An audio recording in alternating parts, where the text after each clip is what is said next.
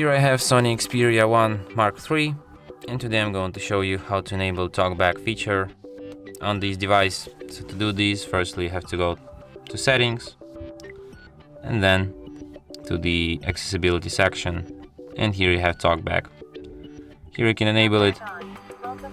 After that, talkback tutorial starts immediately. Talkback is a screen reader intended for situations or people. Close. So here in the talkback, to confirm something, you have to double tap on it. Talkback back button. If you want to disable this feature, double tap here, then double tap here, and now it will stop. And that's it. Thanks for watching. If you find this tutorial useful, don't forget to hit that like button and subscribe to our channel.